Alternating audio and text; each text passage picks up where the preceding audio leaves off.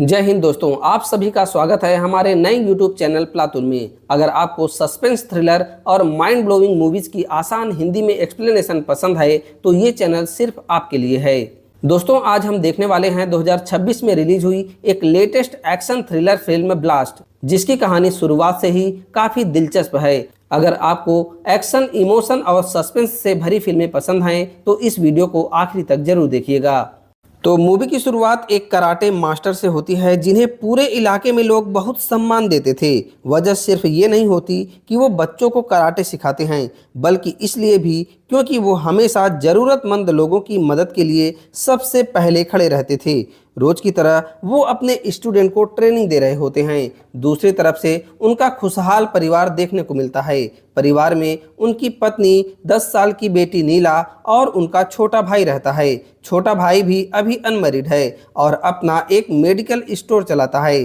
पूरा परिवार प्यार और एकता के साथ अपनी जिंदगी जी रहा होता है। नीला बचपन से ही बहुत चंचल और निडर लड़की होती है, लेकिन एक दिन मोहल्ले का एक लड़का उसे बिना वजह मारता है।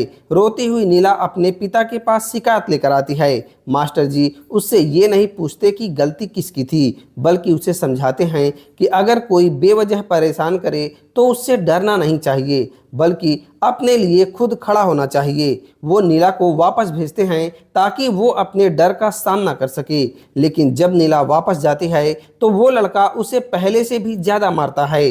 दुखी होकर घर लौटने के बाद नीला अपने पिता से कहती है कि वो भी कराटे सीखना चाहती है ताकि भविष्य में अपनी रक्षा खुद कर सके। बेटी की ये बात सुनकर मास्टर जी तुरंत उसे ट्रेनिंग देना शुरू करते हैं। धीरे धीरे नीला मेहनत करती है और कराटे में काफ़ी माहिर हो जाती है। समय बीतता है और एक बड़ा कराटे टूर्नामेंट का आयोजित होता है। नीला भी उसमें हिस्सा लेती है, लेकिन पहले ही मुकाबले में वो हार जाती है। अपनी हार से वो पूरी तरह टूट चुकी थी। तब मास्टर जी उसे अपनी ज़िंदगी की कहानी सुनाते हैं। वो बताते हैं कि जब उन्होंने पहली बार कराटे सीखा था तब वो भी अपने पहले मुकाबले में हार गए थे, लेकिन उसी हार ने उन्हें ज़िंदगी का सबसे बड़ा सबक सिखाया। अगर उस दिन वो हार न मान लेते तो आज यहाँ तक कभी नहीं पहुँचते।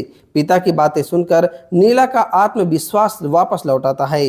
इसके बाद पिता और बेटी दिन रात मेहनत करते हैं। आखिरकार अगली प्रतियोगिता में नीला शानदार प्रदर्शन करती है और जीत हासिल कर लेती है। जीतने के बाद वो उसी लड़के को भी सबक सिखाती है जिसने बचपन से उसे परेशान किया था। हालांकि नीला का ये निडर स्वभाव उसकी माँ को बिल्कुल पसंद नहीं आता। वो अक्सर अपने पति से कहती है कि हर बात का जवाब लड़ाई से नहीं दिया जाता, लेकिन मास्टर जी का कहना होता है कि हर समय कोई लड़की की रक्षा करने के लिए मौजूद नहीं रहेगा। इसीलिए ज़रूरी है कि हर लड़की खुद अपनी सुरक्षा करना सीखे। कुछ साल के बाद नीला अपनी पढ़ाई पूरी कर लेती है और नौकरी की तलाश शुरू करती है। आखिर में उसे एक अच्छी कंपनी में नौकरी भी मिल जाती है। शुरुआत में सब कुछ ठीक चलता है, लेकिन एक दिन उसका मैनेजर उसके साथ गलत व्यवहार करने की कोशिश करता है। नीला चुप रहने वालों में से नहीं थी। वो तुरंत उसका विरोध करती है और अपने कराटे के दम पर उसे सबक सिखा देती है। इसके बाद ऑफिस की बाकी महिला कर्मचारी भी उसके समर्थन में सामने आती हैं, क्योंकि वो मैनेजर पहले भी कई लड़कियों को परेशान कर चुका था। एक दिन ऑफिस से लौटते समय बस में नीला देखती है कि कुछ लोग एक बुजुर्ग महिला को धमका रहे थे।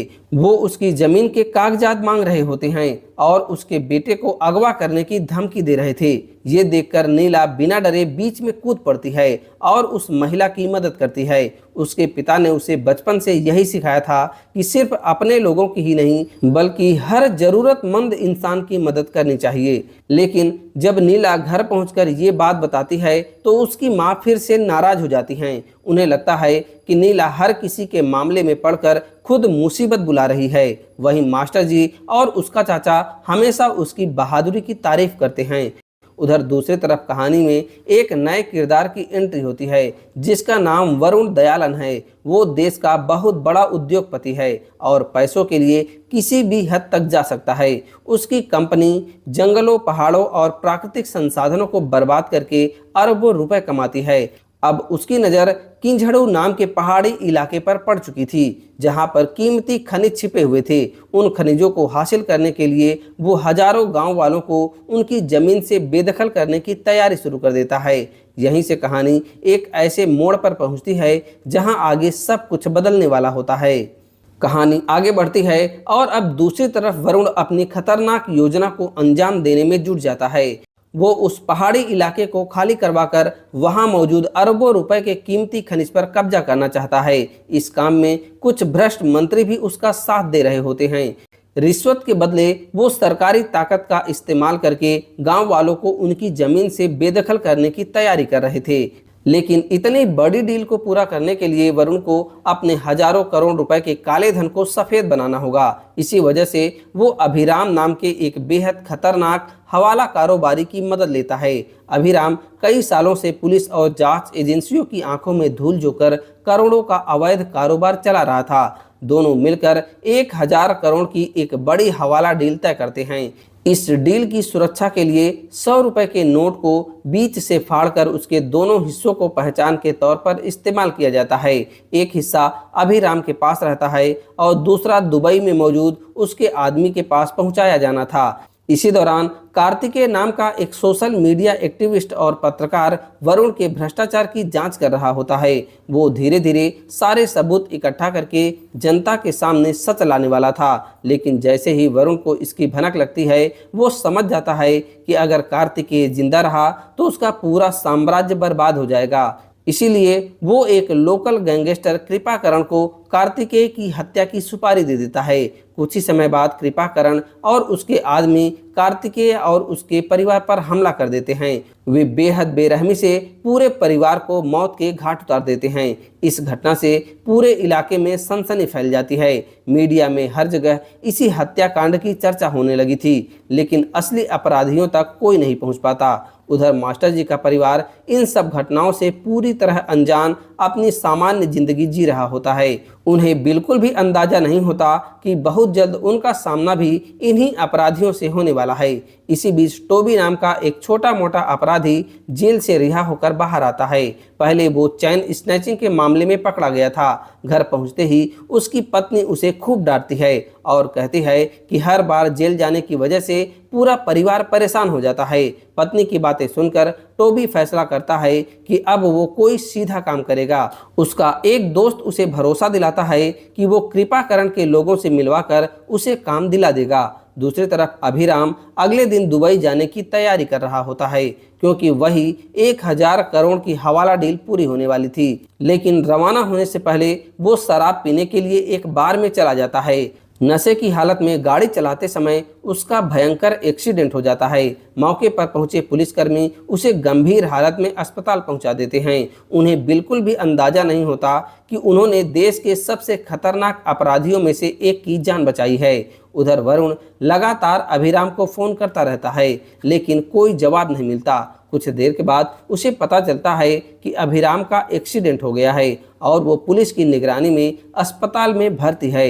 ये खबर सुनते ही वरुण के तो होश उड़ जाते हैं। उसे डर लगने लगता है कि अगर अभिराम पुलिस के हाथ लग गया तो पूरी हवाला डील और उसका पूरा खेल खत्म हो जाएगा। वो तुरंत अपने हथियारबंद गुंडों को अस्पताल भेज देता है ताकि वो किसी भी तरह अभिराम को वहां से निकाल लाएं। लेकिन जैसे ही इतने सारे हथियारबंद लोग अस्पताल पहुंचते हैं, पुलिस को उन पर शक हो जाता है। हालात तेजी से बिगड़ने लगते हैं। जब अभिराम भागने की कोशिश करता है तब पुलिस मजबूरी में उसके पैर में गोली मार देती है। इसके बाद गुंडों को पीछे हटना पड़ता है और पुलिस की सुरक्षा और भी बढ़ा दी जाती है। लेकिन अगले ही दिन एक और बड़ा झटका लगता है। अभिराम अस्पताल में मौजूद पुलिस कर्मियों पर हमला करके वहां से फरार हो जाता है। उसकी असली पहचान सामने आते ही पूरा पुलिस डिपार्टमेंट सतर्क हो जाता है। अधिकारियों को याद दिलाया जाता है कि कई साल पहले उसे पकड़ने की कोशिश में दर्जनों पुलिसकर्मी मारे गए थे, इसीलिए इस बार कोई भी छोटी गलती भारी पड़ सकती है। फरार होने के बाद अभिराम अपने गुप्त ठिकाने पर पहुंचता है। गोली लगने की वजह से उसकी हालत बेहद खराब होती है। डॉक्टर उसे आराम करने और कुछ जरूरी दवाइयां लेने की सलाह देता है, लेकिन पुलिस हर जगह उनकी तलाश कर रही थी। ऐसे में उसके आदमी खुलेआम मेडिकल स्टोर जाकर दवा नहीं खरीद सकते थे। तभी कृपाकरण के लोगों को टोबी याद आता है। वो सोचते हैं कि नया आदमी होने की वजह से पुलिस को उस पर शक नहीं होगा, इसीलिए वो दवाइयों की पर्ची देकर टोबी को मेडिकल स्टोर भेज देते हैं। लेकिन उन्हें जरा भी अंदाजा नहीं होता कि ये छोटा सा काम आगे चलकर उनकी पूरी दुनिया हिला देगा। दवाइयों की पर्ची लेकर टोबी जिस मेडिकल स्टोर पर पहुंचता है वो कोई और नहीं बल्कि मास्टर जी के छोटे भाई की दुकान होती है। उस समय भाई दुकान पर मौजूद नहीं होता और वहां सिर्फ नीला होती है। टोबी पहले तो सामान्य तरीके से दवाइयां मांगता है, लेकिन फिर चाकू दिखाकर नीला को डराने की कोशिश करता है। नीला बिना घबराए उसे दवाइयां देने लगती हैं, क्योंकि वो किसी बेवजह के झगड़े में नहीं पड़ना चाहती थी। लेकिन जैसे ही टोबी दुकान से निकलने लगता है वो उसकी सोने की चैन छीनने की कोशिश करता है। बस फिर क्या था, नीला का गुस्सा फूट पड़ता है। वो अपने पिता से सीखी हुई कराटे की कला का इस्तेमाल करती है और कुछ ही मिनटों में टोबी की बुरी तरह पिटाई कर देती है। आसपास के लोग भी वहां इकट्ठा हो जाते हैं और आखिरकार टोबी को पकड़कर पुलिस के हवाले कर देते हैं। उधर अभिराम अपने ठिकाने पर टोबी का इंतजार करता रहता है। काफी देर तक जब वो वापस नहीं लौटा तो सभी परेशान हो जाते हैं। बाद में टोबी किसी तरह फोन करके बताता है कि वो फिर से पुलिस के हाथ चढ़ गया। ये सुनते ही अभिराम का धैर्य टूट जाता है। उसे लगने लगता है कि दूसरों पर भरोसा करके उसका काम नहीं चलेगा, इसीलिए वो खुद बाहर निकलने का फैसला करता है। हालांकि उसके साथी उसे रोकने की कोशिश करते हैं, क्योंकि पुलिस पूरे शहर में उसकी तलाश कर रही थी। लेकिन अभिराम किसी की नहीं सुनता। साथ ही वो अपने कुछ आदमियों को मेडिकल स्टोर भेज देता है और साफ आदेश देता है कि जो भी रास्ते में आए उसे खत्म कर देना। कुछ ही देर में हथियार बंद गुंडे सीधे मास्टर जी के घर और मेडिकल स्टोर पहुंच जाते हैं। उन्हें लगता है कि ये एक साधारण परिवार है और कुछ ही मिनटों में काम खत्म हो जाएगा। लेकिन जैसे ही हमला शुरू होता है उन्हें अपनी सबसे बड़ी गलती का एहसास होता है। पूरा परिवार कराटे और आत्मरक्षा में माहिर होता है। मास्टर जी, उनका छोटा भाई नीला और यहाँ तक कि उनकी पत्नी भी परिवार की रक्षा के लिए मैदान में उतर जाती है। इसके बाद जबरदस्त लड़ाई शुरू होती है। एक एक करके गुंडे परिवार पर हमला करते रहते हैं, लेकिन सभी मिलकर उनका डट कर मुकाबला करते हैं। हालात इतने बिगड़ जाते हैं कि आत्मरक्षा करते करते कई गुंडे मारे जाते हैं। अब परिवार के सामने नई समस्या खड़ी हो जाती है। उन्हें समझ आता है कि अगर कोई भी हमलावर जिंदा बच गया तो वो अपने साथियों को सब कुछ बता देगा। इसीलिए मजबूरी में वो सभी हमलावरों को खत्म कर देते हैं और उनके सबूत मिटाने की कोशिश शुरू कर देते हैं। उधर अभिराम अपने आदमियों का इंतजार करता रहता है, लेकिन न तो किसी का फोन आता है और न ही कोई वापस लौटता है। आखिरकार वो खुद मेडिकल स्टोर जाने का फैसला करता है। तभी अचानक उसे याद आता है कि सबसे जरूरी चीज उसका पर्स है, जिसमें 100 रुपए के नोट का आधा हिस्सा रखा हुआ था। वही आधा नोट पूरे 1000 करोड़ की हवाला डील की असली चाबी था। जब वो अपना पर्स ढूंढता है तो उसे कहीं नहीं मिलता। काफी देर सोचने के बाद उसे याद आता है कि उसका एक आदमी गलती से वो पर्स अपने साथ ले गया था, जो मास्टर जी के घर गया था। ये समझते ही अभिराम खुद वहां पहुंच जाता है। उसे अब भी यही लगता था कि उसके आदमी आराम से अपना काम पूरा कर चुके होंगे, लेकिन उसे ये बिल्कुल भी नहीं पता होता कि उसके सभी साथी मारे जा चुके हैं। उस समय मास्टर जी घर पर नहीं होते, वो बाहर सबूत मिटाने में लगे हुए थे। घर के अंदर सिर्फ नीला और उसकी माँ मौजूद थी। तभी अभिराम वहां पहुंचकर सीधे पर्स के बारे में पूछताछ शुरू कर देता है।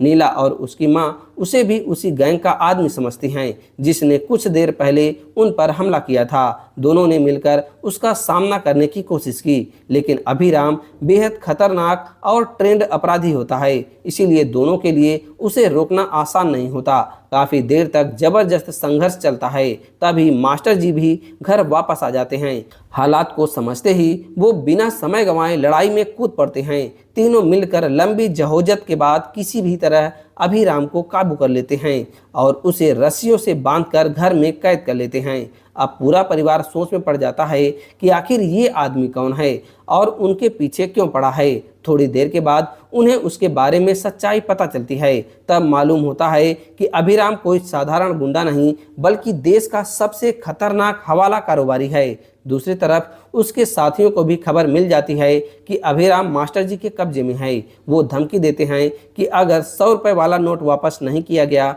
और अभिराम को नहीं छोड़ा गया तो पूरा परिवार ऐसी सजा भुगतेगा जिसकी उन्होंने कभी कल्पना भी नहीं की होगी। लेकिन मास्टर जी तो डरने वालों में से नहीं थे। वो सबके सामने 100 रुपए के नोट को पकड़कर नष्ट कर देते हैं। नोट को बर्बाद होते देखकर अभिराम बौखला उठता है, क्योंकि उसी नोट के सहारे 1000 करोड़ की पूरी हवाला डील होने वाली थी। दूसरी तरफ वरुण भी लगातार अभिराम से संपर्क करने की कोशिश कर रहा था। उसे बिल्कुल समझ नहीं आता कि उसकी इतनी बड़ी योजना आखिर अचानक कैसे बिखरने लगी है। कहानी अब अपने सबसे रोमांचक मोड़ पर पहुंच चुकी थी। मास्टर जी और उनका परिवार स्थानीय गुंडों से पूछताछ करते हैं। तभी उन्हें पता चलता है कि 100 रुपए के नोट का आधा हिस्सा सिर्फ एक कागज का टुकड़ा नहीं बल्कि 1000 करोड़ की हवाला डील की पहचान थी। इसी पैसे के दम पर उद्योगपति वरुण दयालन नेताओं को खरीदकर किंझड़ू गांव के हजारों लोगों को उनकी जमीन से बेदखल करना चाहता था, ताकि वहां मौजूद कीमती खनिजों पर कब्जा कर सके। सच्चाई सामने आते ही मास्टर जी और नीला फैसला करते हैं कि अब इस साजिश को किसी भी कीमत पर सफल नहीं होने देंगे। कराटे क्लास में आने वाले एक पुलिस अधिकारी की मदद से वो पूरी जानकारी पुलिस तक पहुंचाने की कोशिश करते हैं, लेकिन उन्हें ये भी समझ आ जाता है कि अगर इस पूरे नेटवर्क को हमेशा के लिए खत्म करना है तो इसके असली जिम्मेदार लोगों को रोकना ही होगा। सबसे पहले वो अभिराम का खेल खत्म कर देते हैं और 100 रुपए वाले नोट से जुड़े सभी सबूत भी नष्ट कर देते हैं, ताकि 1000 करोड़ की हवाला डील हमेशा के लिए रुक जाए। अब इस पूरी साजिश की आखिरी और सबसे बड़ी कड़ी सिर्फ वरुण बचा था। मास्टर जी और नीला सीधे वरुण के पास पहुंच जाते हैं। उन्हें सामने देखकर वरुण पूरी तरह हैरान रह जाता है। उसे यकीन ही नहीं होता कि एक साधारण कराटे मास्टर और उसकी बेटी मिलकर उसकी इतनी बड़ी योजना को बर्बाद कर सकते हैं। मास्टर जी उसे समझाते हैं कि सिर्फ पैसों के लिए हजारों बेगुनाह लोगों का घर उजाड़ना सबसे बड़ा अपराध है और अब उसका लालच यहीं खत्म हो जाएगा। ये सुनते ही वरुण अपने सभी हथियारबंद आदमियों को हमला करने का आदेश देता है। देखते ही देखते चारों तरफ जबरदस्त लड़ाई शुरू हो जाती है। दर्जनों गुंडे एक साथ मास्टर जी और नीला पर टूट पड़ते हैं, लेकिन दोनों अपने कराटे के दम पर एक एक करके सभी को धूल चटा देते हैं। पिता और बेटी की शानदार फाइट देखकर दुश्मनों के हौसले भी टूटने लगते हैं। आखिरकार मैदान में सिर्फ वरुण और मास्टर जी बचते हैं। दोनों के बीच लंबी और खतरनाक लड़ाई होती है। वरुण अपनी पूरी ताकत लगा देता है, लेकिन अंत में मास्टर जी उसे भी हरा देते हैं। इसी के साथ लालच और भ्रष्टाचार का अंत हो जाता है। सबसे खास बात यह रहती है कि पूरे मामले में मास्टर जी और उनके परिवार के खिलाफ पुलिस को कोई ठोस सबूत नहीं मिलता। उन्होंने हर कदम बेहद सोच समझ कर उठाया था। दूसरी तरफ वरुण की मौत पूरे देश में एक चर्चा का विषय बन जाती है। मीडिया और पुलिस महीनों तक जांच करते रहते हैं, लेकिन किसी को भी उसकी मौत का असली सच पता नहीं चलता। उधर खिंजड़ू गांव के हजारों परिवार बेघर होने से बच जाते हैं। गांव, जंगल और वहां के प्राकृतिक संसाधन सुरक्षित रहते हैं। मास्टर जी और उनका परिवार फिर से अपनी नॉर्मल जिंदगी में लौट आता है। उनके चेहरे पर किसी जीत का घमंड नहीं होता, बल्कि इस बात की संतुष्टि होती है कि उन्होंने अपने स्वार्थ के लिए नहीं बल्कि हजारों मासूम लोगों का भविष्य बचाने के लिए ये सब किया। करीब 3 महीने के बाद भी लोग सिर्फ यही चर्चा करते रहते हैं कि आखिर देश का इतना बड़ा उद्योगपति कैसे मारा गया, लेकिन इस सवाल का जवाब किसी के पास नहीं होता। मास्टर जी और उनका परिवार चुपचाप अपनी जिंदगी जीते रहते हैं और मन ही मन खुश होते हैं कि उन्होंने इस पूरे गांव और हजारों परिवार को बर्बाद होने से बचा लिया। इसी संदेश के साथ ये मूवी खत्म होती है कि अगर इंसान सही के लिए खड़ा होने का साहस रखे तो सबसे ताकतवर और भ्रष्ट व्यक्ति को भी हराया जा सकता है। तो दोस्तों, आज की वीडियो बस यहीं तक। अगर आपको हमारी मेहनत पसंद आई हो तो वीडियो को लाइक जरूर करें, अपने दोस्तों के साथ शेयर करें और ऐसे ही शानदार मूवी एक्सप्लेनेशन के लिए हमारे चैनल प्लातुल को सब्सक्राइब करके बेल आइकन जरूर दबाएं। आपका एक लाइक और एक सब्सक्राइब हमें और बेहतर कंटेंट बनाने की प्रेरणा देता है। मैं मिलता हूं आपसे अगली शानदार मूवी एक्सप्लेनेशन के साथ। तब तक के लिए जय हिंद।